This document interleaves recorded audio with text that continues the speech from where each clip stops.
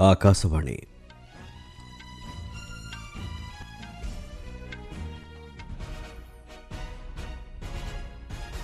संवाद पढ़ुंट चंदन घोष। मुख्य संवाद पश्चिम एशियार सांप्रतिक स्थिति सत्वे देश में विद्युत और शक्ति चाहिदा को सफलतार सह मेंटाई पारिछंती सरकार। भारत मॉरिशस भागीदारी को एक नूतन शिखर में पहुंचाइबा लगी प्रतिबद्धता दोहराइले दुई पक्ष। अलाहाबाद हाइकोर्टर विचारपति जस्टिस जसवंत वर्मा आज निज इस्तीफापत्र प्रदान कले राष्ट्रपति को।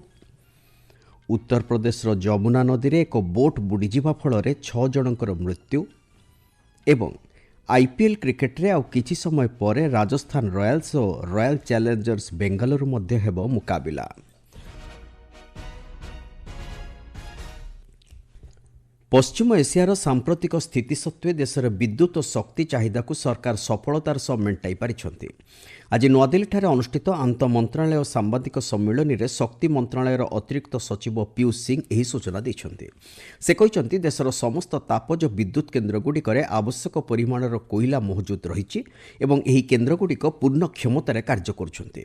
आगामी 3 मास मध्य तापज सौर वायु एवं हाइड्रोबाष्प क्षेत्र में सरकार अतिरिक्त 22,000 मेगावाटर शक्ति उत्पादन लगी योजना करुछंती बोली श्री सिंह कहते। ଏହି ସାମ୍ବାଦିକ ସମ୍ମିଳନୀରେ ପେଟ୍ରୋଲିୟମ ଓ ପ୍ରାକୃତିକ ବାଷ୍ପ ମନ୍ତ୍ରଣାଳୟର ଯୁଗ୍ମ ସଚିବ ସୁଜାତା ଶର୍ମା କହିଛନ୍ତି ଦେଶରେ ଘରୋଇ ଏଲ୍ପିଜି ଏବଂ ଇନ୍ଧନ ଯୋଗାଣ ପ୍ରକ୍ରିୟା ସ୍ଥିର ଥିବା ସହିତ ପେଟ୍ରୋଲ ଓ ଡିଜେଲ ଆବଶ୍ୟକ ପରିମାଣର ଉପଲବ୍ଧ ରହିଛି। ଗତ ମାସ 14 ତାରିଖରୁ ଆଜି ପର୍ଯ୍ୟନ୍ତ ଦେଶବ୍ୟାପୀ 1,06,000 ଟନ୍ ବାଣିଜ୍ୟିକ ଏଲ୍ପିଜି ଯୋଗାଇ ଦିଆଯାଇଛି। एतद्व्यतीत 5 किलोग्राम ओजन विशिष्ट 1 लक्षर ऊर्ध्व एलपीजी सिलिंडर प्रत्येक दिन बिक्री होची। देश में घरोई प्राकृतिक गैस व्यवहार उपर प्राथमिकता दिया सहित यह स्थिति को दृष्टि रखी एलपीजी रु पीएनजी को परिवर्तन करने लगी सरकार जनसाधारण को परामर्श देइछंती।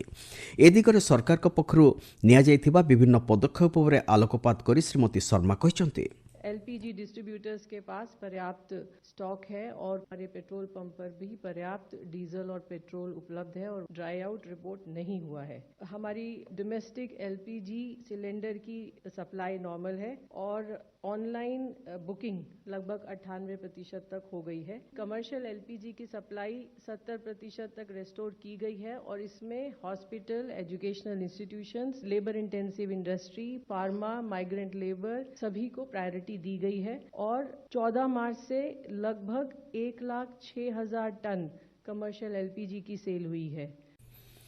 वैदेशिक व्यापार मंत्रालय मुखपात्र रणधीर जयसवाल यह सांबादिक सम्मेलन में सूचना दे कहते पश्चिम एशियार सांप्रतिक स्थिति उपर सरकार तीक्ष्ण दृष्टि रखिंट। देश में शक्ति सुरक्षा को अधिक सशक्त करने लगी विभिन्न मंत्रालय उपसागरीय देशगुड़िक सहित निरंतर जोगाजोग अच्छी। तेबे लेबानन में इज्राएल पक्षर करा आक्रमण में अनेक साधारण नागरिक आहत होगा घटना भारत उद्वेग प्रकाश करिछि। सेठारे बसवास करुथिबा भारतीय संप्रदायंकर सुरक्षा लगी स्थानीय भारतीय दूतावास सेमानक सहित जोगाजोग अच्छी। विभिन्न देशर अखंडता, सार्वभौमत्व तथा आंचलिक सुरक्षा को सम्मान देवा सहित ए संपर्कित आंतर्जातिक नियम को पालन करने उपरे भारत सर्वदा गुरुत्व दे आसीछि बोली श्री जायसवाल कहते। उपसागरीय अंचल थिबा समस्त भारतीय नाविक सुरक्षित अछंती बोली बंदर, जहाज चलाचल और जलपथ मंत्रालयर अतिरिक्त सचिव मुकेश मंगल सूचना देइछंती। ए पर्यंत 1,927 रु ऊर्ध्व भारतीय नाविकों को सुरक्षित भावे स्वदेश फेराई अणा जाइछि बोली श्री मंगल कहते। वैदेशिक व्यापार मंत्री doctor S Jaishankar Mauritius Port Louis रे चलीथिबा नवम भारतीय महासागर सम्मेलन अवसर में विभिन्न देशर नेतृवृंदों सहित द्विपक्षीय बैठक करिसेंती। डॉक्टर जयशंकर तांकर सिचेल्स प्रतिपक्ष ब्यारी फोरेंक सहित आलोचना समय वर्तमान अर्थनैतिक आह्वान मुकाबिला दिगरे भारत सिचेल्स प्रति सहायता जोगाई देवा दिगरे प्रतिबद्ध बोली कहते। एहा छडा भारत सिचेल्स स्वतंत्र अर्थनैतिक पैकेजर कार्यकारिता दिगरे निया जाउथिबा पदक्षेप को वैदेशिक व्यापार मंत्री स्वागत करछंती। एही परिप्रेक्षी में डॉक्टर जयशंकर तांको भूटान प्रतिपक्ष डीएन धुंगेल सहित मत विनिमय करछंती।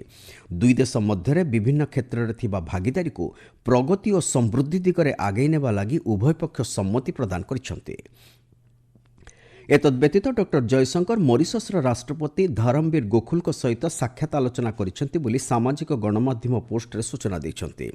ରାଷ୍ଟ୍ରପତି ଗୋଖୁଲଙ୍କ ସହିତ ହୋଇଥିବା ତାଙ୍କର ମତ ବିନିମୟ ଦୁଇ ଦେଶ ମଧ୍ୟରେ ବନ୍ଧୁତ୍ୱ ଏବଂ ଭାଗିଦାରୀକୁ ଏକ ନୂତନ ଶିଖରକୁ ନେବା ଦିଗରେ ଏକ ଦୃଢ଼ ପ୍ରତିବଦ୍ଧତା ବୋଲି ଡକ୍ଟର ଜୟଶଙ୍କର କହିଛନ୍ତି।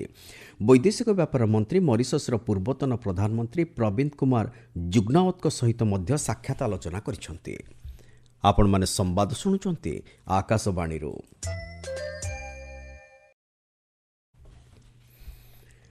ଆହ୍ଲାବାଦ ହାଇକୋର୍ଟର ବିଚାରପତି ଜଷ୍ଟିସ୍ ଯଶବନ୍ତ ବର୍ମା ଆଜି ନିଜ ଇସ୍ତଫାପତ୍ର ରାଷ୍ଟ୍ରପତି ଦ୍ରୌପଦୀ ମୁର୍ମୁଙ୍କୁ ପ୍ରଦାନ କରିଛନ୍ତି। ଜଷ୍ଟିସ୍ ବର୍ମା ଦିଲ୍ଲୀ ହାଇକୋର୍ଟର ବିଚାରପତି ଥିବା ସମୟରେ ତାଙ୍କ ସରକାରୀ ବାସଭବନରେ ଗତବର୍ଷ ମାର୍ଚ୍ଚ 14 ତାରିଖରେ ଅଗ୍ନିକାଣ୍ଡ ଘଟିଥିଲା। ନିଆଁକୁ ଆୟତ୍ତ କରିବାକୁ ଯାଇଥିବା ଦମକଳ ବାହିନୀ କର୍ମଚାରୀମାନେ ତାଙ୍କ ବାସଭବନର ସମ୍ପୃକ୍ତ ସ୍ଥାନରୁ ବିପୁଳ ମାତ୍ରାରେ ଟଙ୍କା ଥିବା ଦେଖିବାକୁ ପାଇଥିଲେ। ଅଗ୍ନିକାଣ୍ଡରେ ଅନେକ ଟଙ୍କା ନଷ୍ଟ ହୋଇଯାଇଥିଲା।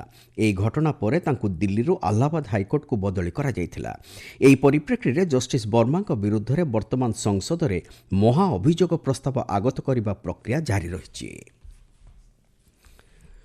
ପୁଡୁଚେରୀ ବିଧାନସଭା ନିର୍ବାଚନ ଲାଗି ଗତକାଲି ଅନୁଷ୍ଠିତ ଭୋଟଦାନ ପ୍ରକ୍ରିୟାରେ 89.87% ମତଦାତା ନିଜର ଗଣତାନ୍ତ୍ରିକ ମତାଧିକାର ସାବ୍ୟସ୍ତ କରିଛନ୍ତି। ଏଥିସହିତ କେରଳରେ 89.87% ଏବଂ ଆସାମରେ 85.91% ମତଦାନ କରାଯାଇଥିବା ନିର୍ବାଚନ ଆୟୋଗ ଘୋଷଣା କରିଛନ୍ତି। ମିଳିଥିବା ସୂଚନା ଅନୁଯାୟୀ ଆସାମ ଓ ପୁଡୁଚେରୀରେ ଏହା ହେଉଛି ଏପର୍ଯ୍ୟନ୍ତ ସର୍ବୋଚ୍ଚ ମତାଧିକାର ସାବ୍ୟସ୍ତ ପ୍ରତିଶତ। ଆସାମର ଶ୍ରୀଭୂମି ଜିଲ୍ଲା ଅନ୍ତର୍ଗତ କାରିମଗଞ୍ଜ ଉତ୍ତର ବିଧାନସଭା ନିର୍ବାଚନ ମଣ୍ଡଳୀର ଗୋଟିଏ ମତଦାନ କେନ୍ଦ୍ରରେ ଆସନ୍ତାକାଲି ପୁନଃ ମତଦାନ କରାଯିବ ବୋଲି ନିର୍ବାଚନ ଆୟୋଗ ଘୋଷଣା କରିଛନ୍ତି। ଏଥିଲାଗି ସକାଳ 7ଟାରୁ ସନ୍ଧ୍ୟା 5ଟା ପର୍ଯ୍ୟନ୍ତ ଭୋଟ ଗ୍ରହଣ କରାଯିବ। ଆସାମ ବିଧାନସଭାର 126ଟି ଆସନ ଲାଗି ଗତକାଲି ଭୋଟ ଗ୍ରହଣ କରାଯାଇଛି। ଉତ୍ତରପ୍ରଦେଶର ମଥୁରା ଜିଲ୍ଲା ଅନ୍ତର୍ଗତ ଯମୁନା ନଦୀରେ ଏକ ବୋଟ୍ ବୁଡ଼ିଯିବା ଫଳରେ 6 ଜଣ ବ୍ୟକ୍ତିଙ୍କର ମୃତ୍ୟୁ ହୋଇଛି। ଆଜି ଅପରାହ୍ନରେ ଲୁଧିଆନାରୁ କିଛି ଲୋକଙ୍କୁ ନେଇ ଯାଉଥିବା ବୋଟ୍ଟି ଦୁର୍ଘଟଣାଗ୍ରସ୍ତ ହୋଇଥିଲା। ଏପର୍ଯ୍ୟନ୍ତ 6 ଜଣଙ୍କର ମୃତଦେହ ଉଦ୍ଧାର କରାଯାଇଥିବା ବେଳେ ଅନ୍ୟମାନଙ୍କର ଉଦ୍ଧାର କାର୍ଯ୍ୟ ଜାରି ରହିଛି। ମଥୁରା ଜିଲ୍ଲାପାଳ ସିପି ସିଂ ଏ ସମ୍ପର୍କରେ ସୂଚନା ଦେଇ କହିଛନ୍ତି, ଲୁଧିଆନାରୁ 2ଟି ବୋଟ୍ରେ ପ୍ରାୟ 30 ଜଣ ଲୋକ ଯମୁନା ନଦୀ ଦେଇ ଯିବା ସମୟରେ କେସିଘାଟ ନିକଟରେ ଗୋଟିଏ ବୋଟ୍ ଦୁର୍ଘଟଣାଗ୍ରସ୍ତ ହୋଇଛି। ଏହି ଦୁର୍ଘଟଣାରେ ପ୍ରଧାନମନ୍ତ୍ରୀ ନରେନ୍ଦ୍ର ମୋଦି ଶୋକ ପ୍ରକାଶ କରିବା ସହିତ ମୃତକଙ୍କ ପରିବାରବର୍ଗଙ୍କ ପ୍ରତି ସମବେଦନା ଜ୍ଞାପନ କରିଛନ୍ତି। ସାମାଜିକ ଗଣମାଧ୍ୟମ ପୋଷ୍ଟରେ ପ୍ରଧାନମନ୍ତ୍ରୀ ଏହି ଶ୍ରଦ୍ଧାଞ୍ଜଳି ଦେବା ସହିତ ଆହତଙ୍କର ଆଶୁ ଆରୋଗ୍ୟ କାମନା କରିଛନ୍ତି। ଏହାଛଡ଼ା ପ୍ରଭାବିତ ବ୍ୟକ୍ତିମାନଙ୍କୁ ସମସ୍ତ ପ୍ରକାର ସହାୟତା ଯୋଗାଇ ଦେବାକୁ ଶ୍ରୀ ମୋଦି ସ୍ଥାନୀୟ ପ୍ରଶାସନକୁ ନିର୍ଦ୍ଦେଶ ଦେଇଛନ୍ତି। ହୋମିଓପାଥି ଚିକିତ୍ସା କେବଳ ଏକ ବିକଳ୍ପ ପନ୍ଥା ନୁହେଁ ବରଂ ପ୍ରମାଣଭିତ୍ତିକ ବିଜ୍ଞାନ ବୋଲି ଆୟୁଷ ମନ୍ତ୍ରୀ ପ୍ରତାପ ରାଓ ଯାଦବ କହିଛନ୍ତି। ଆଜି ବିଶ୍ୱ ହୋମିଓପାଥି ଦିବସ ଅବସରରେ ନୂଆଦିଲ୍ଲୀର ବିଜ୍ଞାନ ଭବନଠାରେ ଆୟୋଜିତ ଏକ ସ୍ୱତନ୍ତ୍ର ସମାରୋହରେ ଉଦ୍ବୋଧନ ଦେଇ ସେ ଏହା କହିଛନ୍ତି। ହୋମିଓପାଥି ଭିତ୍ତିକ ଚିକିତ୍ସାକୁ ବର୍ତ୍ତମାନ ଜନସାଧାରଣ ଆପଣାଉଥିବା ଦୃଷ୍ଟିରୁ ଏହାର ଲୋକପ୍ରିୟତା ଉଲ୍ଲେଖନୀୟ ଭାବେ ବୃଦ୍ଧି ପାଇଛି ବୋଲି ଶ୍ରୀ ଯାଦବ କହିଛନ୍ତି। ଏଠାରେ ସୂଚନା ଦିଆଯାଇପାରେ ହୋମିଓପାଥି ଚିକିତ୍ସା ପଦ୍ଧତିର ପ୍ରତିଷ୍ଠାତା ଡକ୍ଟର ହାନିମାନଙ୍କ ଜନ୍ମଦିନକୁ ବିଶ୍ୱ ହୋମିଓପାଥି ଦିବସ ରୂପେ ପାଳନ କରାଯାଇଛି। ଚଳିତ ବର୍ଷର ବାର୍ତ୍ତା ରହିଛି ନିରନ୍ତର ସ୍ୱାସ୍ଥ୍ୟ ଲାଗି ହୋମିଓପାଥି। ମହାତ୍ମା ଗାନ୍ଧୀଙ୍କ ନେତୃତ୍ୱରେ ଭାରତର ସ୍ୱାଧୀନତା ସଂଗ୍ରାମର ଏକ ସ୍ମରଣୀୟ ମୁହୂର୍ତ୍ତ ଭାବେ ବିବେଚନା କରାଯାଉଥିବା ଚମ୍ପାରନ୍ ସତ୍ୟାଗ୍ରହର 108ତମ ବାର୍ଷିକୀ ଦେଶବ୍ୟାପୀ ପାଳନ କରାଯାଉଛି। ଏହି ଅବସରରେ ସତ୍ୟାଗ୍ରହର ସକାରାତ୍ମକ ପ୍ରଭାବକୁ ଉଜ୍ଜୀବିତ କରି ରଖିବା ଉଦ୍ଦେଶ୍ୟରେ ଦେଶବ୍ୟାପୀ ଆଜି ବିଭିନ୍ନ ସ୍ଥାନରେ କାର୍ଯ୍ୟକ୍ରମମାନ ଆୟୋଜିତ ହେଉଛି। 1917 ମସିହାର ଆଜିର ଦିନରେ ବିହାରର ଚମ୍ପାରନ୍ ଜିଲ୍ଲାରେ ଚାଷୀମାନଙ୍କ ସହିତ ବ୍ରିଟିଶ ସରକାରଙ୍କ ମନାନ୍ତରକୁ ଏହି ସତ୍ୟାଗ୍ରହର ସୂତ୍ରପାତ ହୋଇଥିଲା। ମିନ୍ ଅଙ୍ଗ୍ ଲାଇନ୍ ମ୍ୟାମାରର ନୂତନ ରାଷ୍ଟ୍ରପତି ଭାବେ ଆଜି ଶପଥ ଗ୍ରହଣ କରିଛନ୍ତି। 2021 ମସିହାରେ ଅଙ୍ଗ୍ ସାନ୍ ସୁ କିଙ୍କ ସରକାରଙ୍କଠାରୁ କ୍ଷମତା ନେବା ପରେ ଏପର୍ଯ୍ୟନ୍ତ ସେ ଦେଶକୁ ନେତୃତ୍ୱ ଦେଇ ଆସୁଥିଲେ। ଆଜି ଶ୍ରୀ ଲାଇନ୍ଙ୍କ ସହିତ 30 ଜଣ ନୂତନ କ୍ୟାବିନେଟ୍ ମନ୍ତ୍ରୀ ମଧ୍ୟ ଶପଥ ନେଇଛନ୍ତି।